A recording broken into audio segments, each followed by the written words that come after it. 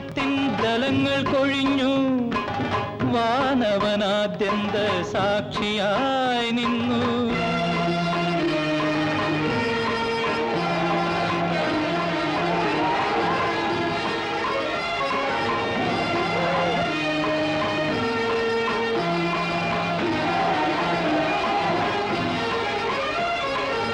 കൗരവ പാണ്ഡവ യുദ്ധം തുടങ്ങി.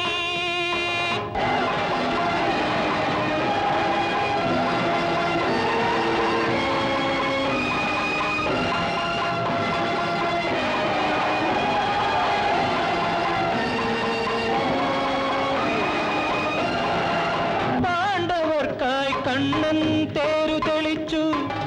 ധാർത്തരാഷ്ട്രന്മാരെ ഭീഷ്മൻ നയിച്ചു. ധർമ്മത്തിൻ ക്ഷേത്രം രുധിരത്തിൽ മുങ്ങി.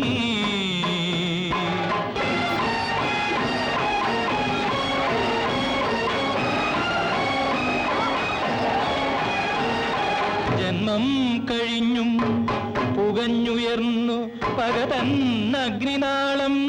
കുരുക്ഷേത്ര ഭൂമിയിൽ 10-ാം ദിവസം പുലർന്ന് ശിഖണ്ഡിയായി പ്രത്യക്ഷയായ അംബ ഭീഷ്മർതൻ സന്നിധം.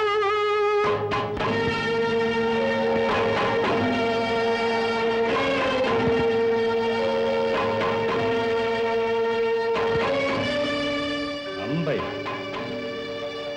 അകാലത്തിൽ അഗ്നിപ്രവേശം ചെയ്ത അമ്പയോ?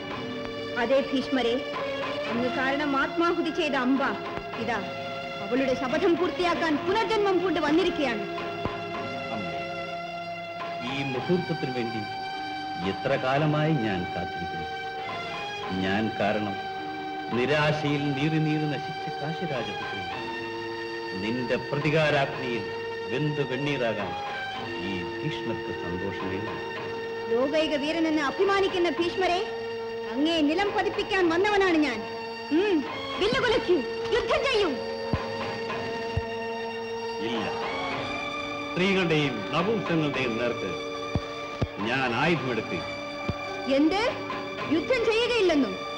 ഇല്ല, നിന്നോട് ഞാൻ യുദ്ധം ചെയ്യുകയില്ല. എങ്കിലിതാ എന്റെ ശപഥം സഫലമാകട്ടെ. പാഞ്ഞു വരും ബാണജാലങ്ങൾ തൻ